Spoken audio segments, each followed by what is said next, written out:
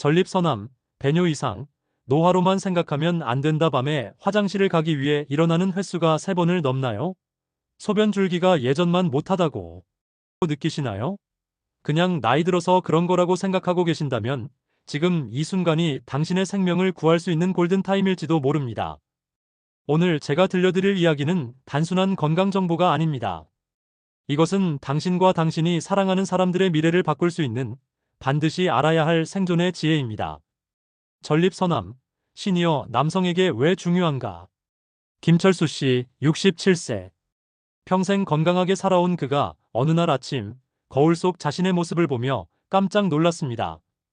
언제부터인가 밤마다 3~4번씩 화장실을 가게 되었고 소변을 본 후에도 시원하지 않은 느낌이 계속되었거든요.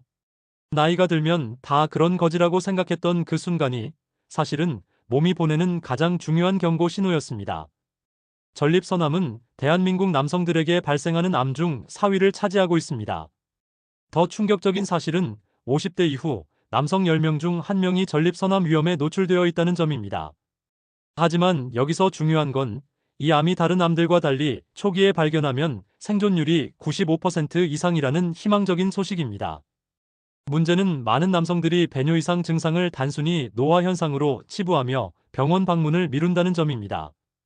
실제로 전립선암 환자의 60% 이상이 증상을 느낀 후 6개월 이상 방치한 후에야 병원을 찾는다고 합니다.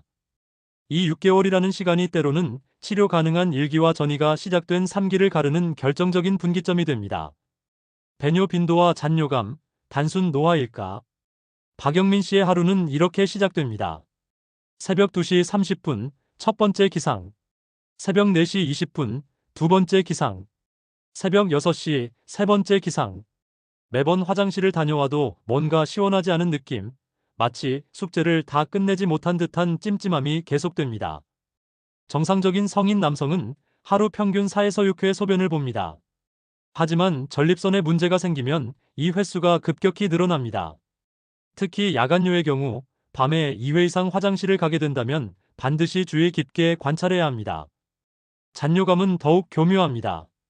소변을 다 본 것 같은데도 계속 방광에 뭔가 남아있는 듯한 느낌. 이것이 바로 전립선이 요도를 압박하면서 생기는 초기 증상입니다. 많은 분들이 나이 들면 원래 그런 거 아니야? 라고 생각하시지만 건강한 70대, 80대도 충분히 깔끔한 배뇨가 가능합니다. 실제로 한 연구에 따르면 배뇨 빈도가 갑자기 증가한 남성의 경우 정상인에 비해 전립선암 발병률이 3.2배 높다고 나타났습니다. 이것은 단순한 불편함이 아니라 몸이 보내는 긴급 구조 신호인 셈입니다. 소변 줄기가 가늘어지거나 끊기는 증상. 이광수 씨는 공중화장실에서 당황스러운 경험을 했습니다. 옆칸의 젊은 남성과 비교했을 때 자신의 소변 줄기가 현저히 가늘고 힘없어 보였거든요. 마치 샤워기 헤드가 막혀서 물이 제대로 나오지 않는 것처럼 말이죠. 건강한 남성의 소변 줄기는 연필 굵기 정도의 일정한 굵기를 유지하며 강한 압력으로 일직선으로 나옵니다. 하지만 전립선에 문제가 생기면 이 줄기가 점점 가늘어지고 심한 경우에는 중간에 끊어지기도 합니다. 더욱 특징적인 것은 소변이 한 번에 시원하게 나오지 않고 여러 번에 걸쳐 조금씩 나온다는 점입니다. 마치 고장난 수도꼭지처럼 뚝뚝 떨어지거나 시작하는데 시간이 오래 걸리는 지연료가 나타납니다. 전립선암이나 전립선비대증이 진행되면 전립선이 요도를 압박하게 됩니다. 이때 요도의 직경이 줄어들면서 소변의 흐름이 방해받게 되는 것입니다. 실제로 소변 줄기의 굵기와 강도는 전립선 건강 상태를 가늠할 수 있는 가장 직관적인 지표 중 하나입니다. 한 비뇨기과 전문의는 이렇게 설명합니다. 젊었을 때의 소변 줄기를 10이라고 한다면 7 이하로 떨어졌을 때는 반드시 검사를 받아보시기 바랍니다. 이것은 전립선이 보내는 가장 명확한 위험 신호 중 하나입니다. 야간요가 잦아 잠이 깨는 경우. 정호진 씨의 부인 김영희 씨는 남편 때문에 함께 잠을 설치게 되었습니다. 밤마다 3~4번씩 일어나서 화장실을 다녀오는 남편 때문에 자신도 계속 잠이 깨게 된 것입니다. 더 걱정스러운 것은 화장실을 다녀온 남편이 침대에 누워서도 뒤척이며 잠들지 못하는 모습이었습니다. 야간요는 단순히 밤에 화장실을 자주 가는 것 이상의 의미를 갖습니다. 정상적인 성인은 밤에 0에서 1회 정도 깨서 소변을 보는 것이 일반적입니다. 하지만 2회 이상, 특히 3회 이상 깨게 된다면 이는 전립선 건강에 적신호가 켜진 것으로 봐야 합니다. 야간뇨가 무서운 이유는 수면의 질을 현저히 떨어뜨린다는 점입니다. 깊은 잠을 자지 못하게 되면서 낮에 피로감, 집중력 저하, 우울감까지 이어질 수 있습니다. 실제로 야간뇨 환자의 70% 이상이 만성 피로와 우울증을 호소한다고 합니다. 더욱 심각한 것은 야간뇨가 전립선암의 진행 정도와 밀접한 관련이 있다는 점입니다. 초기 전립선암 환자는 야간뇨가 2에서 3회 정도이지만 암이 진행될수록 이 횟수가 5에서 6회까지 늘어나기도 합니다. 한 환자는 이렇게 말했습니다. 처음에는 그냥 나이 들어서 그런 줄 알았어요. 하지만 밤마다 일어나는 것이 너무 괴로워서 병원에 갔더니 전립선암 2기 진단을 받았습니다. 만약 그때 계속 참았다면 어떻게 되었을지 생각하니 아찔해요.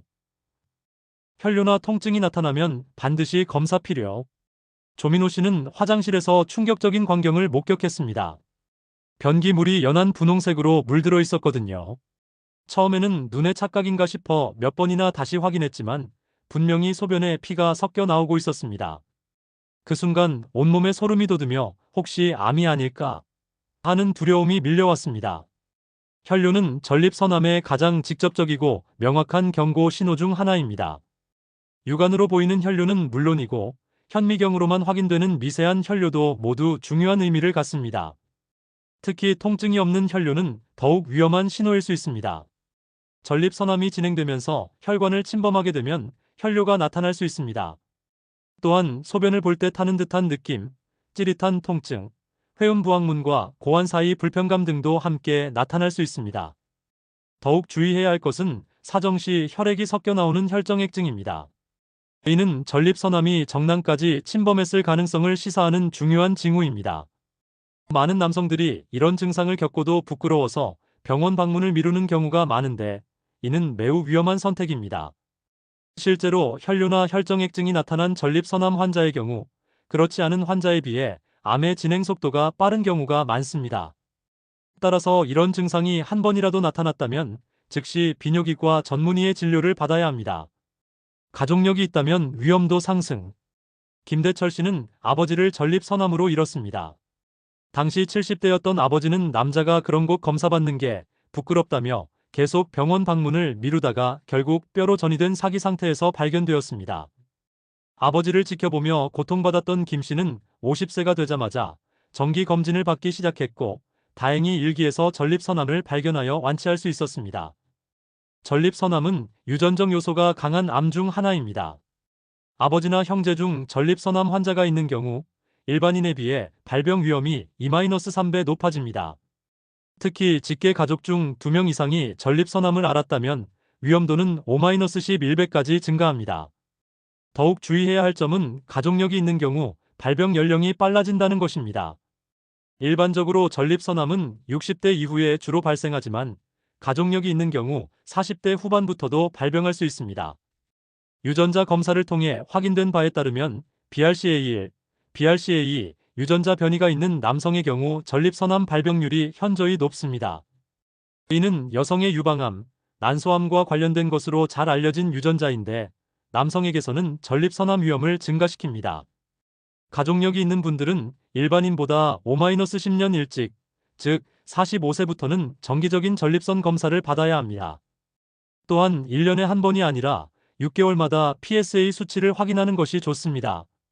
예방은 최선의 치료라는 말이 전립선암에서는 더욱 절실한 의미를 갖습니다. 전립선암과 전립선비대증의 차이점. 이상훈 씨는 비뇨기과에서 전립선비대증이라는 진단을 받고 안도의 한숨을 쉬었습니다. 암이 아니라니까 다행이야 라고 생각했거든요. 하지만 담당 의사는 비대증이 있어도 정기적인 암 검사는 꼭 받으셔야 합니다라고 당부했습니다. 왜 그럴까요? 전립선비대증과 전립선암은 증상이 매우 유사하지만 전혀 다른 질환입니다. 전립선비대증은 전립선이 양성으로 커지는 것으로 암은 아닙니다. 하지만 두 질환이 동시에 발생할 수 있고 비대증이 있으면 암을 발견하기 더 어려워질 수 있습니다. 전립선비대증의 경우 전립선이 전체적으로 균등하게 커지면서 요도를 압박합니다. 반면 전립선암은 특정 부위에 악성 종양이 생기면서 주변 조직을 침범해 나갑니다. 이 차이 때문에 증상 양상도 조금씩 다릅니다. 비대증 환자는 주로 배뇨 곤란 증상이 점진적으로 나타나며 증상의 변화가 비교적 완만합니다. 반면 암 환자는 증상이 갑작스럽게 나타나거나 급격히 악화되는 경우가 많습니다. 또한 암의 경우 혈뇨, 골반 통증, 체중 감소 등의 전신 증상이 함께 나타날 수 있습니다. 가장 중요한 것은 전립선 비대증 진단을 받았다고 해서 안심해서는 안 된다는 점입니다. 실제로 비대증 환자의 10에서 15%에서 동시에 전립선암이 발견됩니다. 따라서 비대증 치료를 받으면서도 정기적인 PSA 검사와 직장 수지 검사를 통해 암 발생 여부를 지속적으로 모니터링해야 합니다. PSA 검사와 직장 수지 검사의 중요성. 박철민 씨는 PSA 수치가 4.5 Ngml로 나왔을 때 담당 의사로부터 추가 검사를 권유받았습니다. 정상 범위가 4.0 이하라고 하니 크게 걱정되지 않았지만 의사는 조금이라도 높으면 반드시 정밀 검사를 받아야 한다고 강조했습니다. 결과적으로 조직 검사에서 초기 전립선암이 발견되었고 조기 치료로 완치할 수 있었습니다. PSA 전립선 특이항원 검사는 전립선암 조기 발견의 핵심입니다. 이 검사는 간단한 혈액 검사로 전립선에서 분비되는 특별한 단백질의 농도를 측정합니다. 정상 수치는 연령대별로 다르지만 일반적으로 4.0 Ngml 이하가 정상으로 봅니다. 하지만 여기서 중요한 것은 절대적인 수치보다는 변화 추이입니다. 예를 들어 작년에 2.0이었던 수치가 올해 3.5로 올랐다면 정상 범위 내이지만 75%나 증가한 것이므로 주의 깊게 관찰해야 합니다. 일반적으로 1년에 PSA가 0.75 이상 증가하면 암 가능성을 의심해봐야 합니다. 직장 수지 검사는 많은 남성들이 부담스러워하는 검사이지만 전립선암 진단에서 PSA만큼 중요합니다.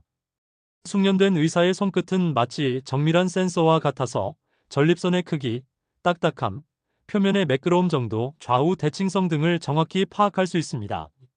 정상 전립선은 마치 코끝처럼 적당히 탄력 있고 매끄럽습니다. 하지만 암이 있으면 해당 부위가 딱딱하게 만져지거나 울퉁불퉁한 느낌을 줍니다. 실제로 PSA 수치가 정상이어도 직장 수지 검사에서 이상이 발견되어 암을 조기에 진단하는 경우가 적지 않습니다.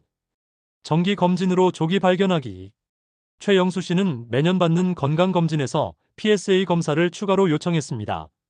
별다른 증상은 없었지만 TV에서 전립선암에 대한 프로그램을 본 후 미리 확인해보자는 생각에서였습니다. 3년 연속 정상 수치를 유지하다가 4년째에 갑자기 수치가 올라갔고 정밀 검사 결과 일기 전립선암을 발견할 수 있었습니다.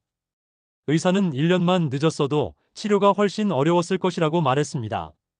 전립선암의 조기 발견에서 정기 검진만큼 중요한 것은 없습니다. 전립선암은 초기에는 거의 증상이 없기 때문에 증상이 나타났을 때는 이미 상당히 진행된 경우가 많습니다. 하지만 정기 검진을 통해 발견된 전립선암의 85% 이상이 1-2기의 초기 단계입니다. 50세 이상의 모든 남성은 연 1회, 가족력이 있거나 고위험군에 속하는 경우에는 45세부터 6개월마다 PSA 검사와 직장 수지 검사를 받아야 합니다.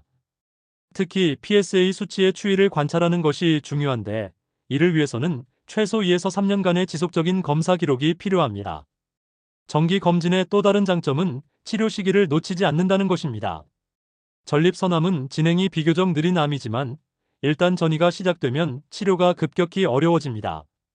일기에서 발견하면 수술이나 방사선 치료만으로도 95% 이상 완치가 가능하지만 4기로 진행되면 5년 생존율이 30% 이하로 떨어집니다. 한 비뇨기과 전문의는 전립선암 검진에서 가장 안타까운 경우는 10년간 정기 검진을 받다가 갑자기 2에서 3년 검사를 받지 않았는데 그 사이에 암이 진행되어 발견되는 케이스라고 말합니다. 꾸준함이 생명을 구하는 것입니다. 건강한 식습관과 운동이 예방에 도움. 김영철 씨는 60세에 전립선암 가족력을 알게 된 후 생활 습관을 완전히 바꿨습니다. 매일 마시던 소주를 끊고 좋아하던 삼겹살 대신 생선과 채소 위주의 식단으로 바꿨습니다.